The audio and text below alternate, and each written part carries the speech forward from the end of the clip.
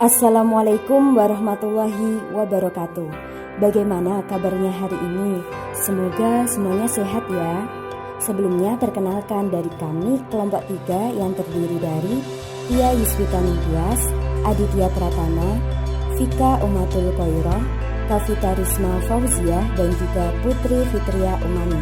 Di sini kami akan sedikit menjelaskan mengenai penegakan hukum yang berkeadilan, dinamika historis konstitusional, sosial politik, kultural, serta konteks kontemporer penegakan hukum yang berkeadilan.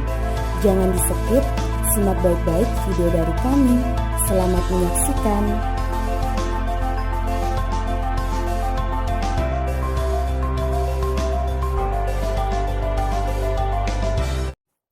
Bab yang pertama yaitu mengenai konsep dan urgensi penegakan hukum yang berkeadilan. Pernahkah Anda berpikir seandainya di sebuah masyarakat atau negara tidak ada hukum, mungkin ada yang menyatakan kehidupan masyarakatnya akan menjadi kacau, tidak aman, banyak tindakan kriminal, dan kondisi lain yang menunjukkan tidak tertib. Namun mungkin juga ada yang menyatakan tidak adanya hukum di sebuah masyarakat, negara akan aman-aman saja, tidak ada masalah. Bagaimana dengan pendapat Anda? Apakah Anda setuju? Thomas Hobbes dalam bukunya Leviathan pernah mengatakan, Homo homini lupus, artinya manusia adalah serigala bagi manusia lainnya. Manusia memiliki keinginan dan nafsu yang berbeda-beda. Nafsu yang dimiliki manusia ada yang baik, ada juga yang tidak baik. Inilah salah satu argumen mengapa aturan hukum diperlukan.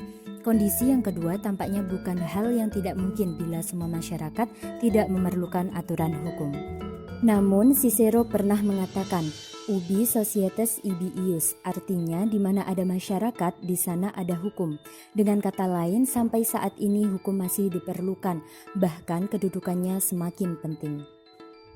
Upaya penegakan hukum di suatu negara sangat erat kaitannya dengan tujuan negara. Menurut Cronenberg dan Sabarudin, kehidupan manusia tidak cukup hidup dengan aman, teratur, dan tertib. Tetapi manusia juga perlu sejahtera. Apabila tujuan negara hanya menjaga ketertiban, maka tujuan negara itu terlalu sempit. Tujuan negara yang lebih luas adalah agar setiap manusia terjamin kesejahteraannya, di samping keamanannya. Dengan kata lain, negara yang memiliki kewenangan mengatur masyarakat perlu ikut menyejahterakan masyarakat. Teori Cronenberg tentang negara hukum ini dikenal luas dengan nama teori negara kesejahteraan. Nah, teori negara hukum dari Cronenberg ini banyak dianut oleh negara-negara modern. Lalu, bagaimana dengan negara Indonesia? Negara Kesatuan Republik Indonesia atau NKRI adalah negara hukum. Artinya, negara yang bukan didasarkan pada kekuasaan belaka, melainkan negara yang berdasarkan atas hukum. Artinya, semua persoalan kemasyarakatan, kewarganegaraan, pemerintahan, atau kenegaraan harus didasarkan di atas hukum. Teori tentang tujuan negara dari Cronenberg ini mendapat sambutan dari negara-negara pada umumnya, termasuk Indonesia. Dari bunyi alinea keempat pembukaan Undang-Undang Dasar Negara Republik Indonesia tahun 1945 ini dapat diidentifikasi bahwa tujuan negara Republik Indonesia pun memiliki indikator yang sama sebagaimana yang dinyatakan oleh Cronenberg, yaitu yang pertama, melindungi segenap bangsa Indonesia dan seluruh tumpah darah Indonesia. 2. Memajukan kesejahteraan umum. 3. Mencerdaskan kehidupan bangsa. Dan 4. Ikut melaksanakan ketertiban dunia yang berdasarkan kemerdekaan, perdamaian abadi, dan keadilan sosial. Dalam teori tujuan negara, pada umumnya ada 4 fungsi negara yang dianut oleh negara-negara di dunia. Yang pertama, melaksanakan penertiban dan keamanan. Yang kedua, mengusahakan kesejahteraan dan kemakmuran rakyatnya. Yang ketiga, pertahanan. Dan yang keempat, menegakkan keadilan. Pelaksanaan fungsi keempat yakni menegakkan keadilan. Fungsi negara dalam bidang peradilan dimaksudkan untuk mewujudkan adanya kepastian hukum. Fungsi ini dilaksanakan dengan berlandaskan pada hukum dan melalui badan-badan peradilan yang didirikan sebagai tempat mencari keadilan. Bagi Indonesia sendiri dalam rangka menegakkan keadilan, telah ada sejumlah peraturan perundangan yang mengatur tentang lembaga pengadilan dan badan peradilan. Peraturan perundangan dalam bidang hukum pidana, kita memiliki Kitab Undang-Undang Hukum Pidana atau KUHP dan Kitab Undang-Undang Hukum Acara Pidana atau KUHAP. Dalam bidang peradilan, kita memiliki peradilan umum, peradilan militer, peradilan agama, dan peradilan tata usaha negara atau PTUN. Selain itu, ada juga peradilan yang sifatnya ad hoc, misalnya peradilan tindak pidana korupsi atau Tipikor. Latar belakang pentingnya hukum yang berkeadilan. Penegakan hukum merupakan proses di mana keinginan masyarakat mengenai hukum yang ditaati oleh masyarakat dan hukum yang didambakan oleh masyarakat, yaitu hukum yang berwibawa, memiliki rasa keadilan yang tinggi dan menyejukkan hati masyarakat. Perlunya penegakan hukum di Indonesia dikarenakan masih banyaknya oknum aparat negara yang bersikap tidak baik atau tidak terpuji, yaitu dengan melakukan tindakan KKN, dan juga masih banyak kasus-kasus mengenai pelanggaran HAM terhadap masyarakat, dan juga masih banyak kasus lainnya yang masih belum terpecahkan di lingkungan masyarakat sekitar. C. Menggali sumber historis, sosiologis, politis tentang penegakan hukum yang berkeadilan di Indonesia. Sumber-sumber hukum yang berkeadilan yaitu 1. Histori. Secara historis, upaya penegakan hukum dan keadilan sangat erat dengan tujuan negara. Kenali dan pahami bahwa salah satu tujuan negara Republik Indonesia adalah melindungi warga negara atau menjaga ketertiban, selain berupaya mensejahterakan masyarakat. Dalam tujuan negara sebagaimana dinyatakan tersebut, secara eksplisit dinyatakan bahwa negara melindungi segenap bangsa Indonesia dan seluruh tumpah darah Indonesia, memajukan kesejahteraan umum dan mencerdaskan kehidupan bangsa serta melaksanakan ketertiban dunia, agar negara dapat melaksanakan tugas dalam bidang ketertiban dan perlindungan warga negara. Maka disusunlah peraturan-peraturan yang disebut sebagai peraturan hukum.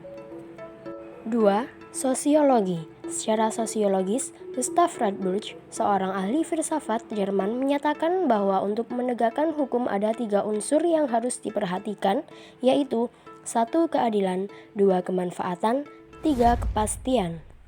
3. Politik. Secara politis, upaya mewujudkan sistem hukum nasional bersumber pada Pancasila dan UUD Negara Republik Indonesia tahun 1945 lebih penting adalah pembinaan aparatur hukumnya sebagai pelaksana dan penegak hukum. Cara agar terbentuknya perilaku warga negara yang menjunjung tinggi hukum dan taat pada hukum, yaitu 1. Lembaga penegak hukum, di mana bertujuan untuk menjalankan hukum sebagaimana mestinya dan dibentuk beberapa lembaga aparat penegak hukum, yaitu antara lain kepolisian, kejaksaan, dan kehakiman. Selanjutnya yaitu yang kedua, lembaga peradilan, di mana penyelesaian perbuatan-perbuatan yang melawan hukum dapat dilakukan dalam berbagai badan peradilan sesuai dengan masalah dan pelakunya. Adapun berbagai macam peradilan seperti A. Peradilan agama, B. Peradilan militer, C. Peradilan tata usaha negara, D. Peradilan umum. Membangun argumen tentang dinamika dan tantangan penegak hukum yang berkeadilan Indonesia. Banyaknya kasus perilaku warga negara sebagai subjek hukum, baik yang bersifat perorangan maupun kelompok masyarakat yang melakukan pelanggaran hukum, menunjukkan bahwa hukum masih perlu ditegakkan. Apalagi di era globalisasi yang penuh dengan iklim materialisme. Banyak tantangan yang dihadapi oleh aparat penegak hukum. Mereka harus memiliki sikap baja, akhlak mulia, dan karakter yang kuat dalam menjalankan tugas. Selain itu, pemerintah perlu melakukan upaya preventif, melakukan pembinaan kepada semua aparatur negara, Apabila nantinya ada warga negara yang berusaha mencoba melanggar hukum, aparatur penegak hukum bekerja secara profesional dan berkomitmen menegakkan hukum. Esensi dan urgensi penegakan hukum yang berkeadilan Indonesia. Sebagaimana telah dikemukakan terdahulu bahwa sudah sejak lama Cicero menyatakan ubi societas ibi ius, di mana ada masyarakat di sana ada hukum. Namun, tampaknya ada peraturan hukum saja tidak cukup. Tahap yang lebih penting adalah penegakan dan kepastian hukum. Apa yang tertera dalam peraturan hukum atau pasal-pasal hukum material yang sepatutnya dapat terwujud dalam proses pelaksanaan atau penegakan hukum di masyarakat. Penegakan hukum pada dasarnya bertujuan untuk meningkatkan ketertiban dan kepastian hukum dalam masyarakat, sehingga masyarakat merasa memperoleh perlindungan akan hak-hak dan kewajibannya. Keberadaan hukum dan upaya penegakannya sangatlah penting. Jika penegakan hukum dan aturan hukum tidak ada, maka akan mengakibatkan kehidupan masyarakat yang kacau. Negara bangsa Indonesia sebagai negara modern dan menganut sistem demokrasi konstitusional telah memiliki sejumlah peraturan perundangan, lembaga-lembaga hukum, badan-badan lainnya, dan aparatur penegak hukum. Namun, demi kepastian hukum untuk memenuhi rasa keadilan masyarakat, upaya penegakan hukum harus selalu dilakukan secara terus-menerus.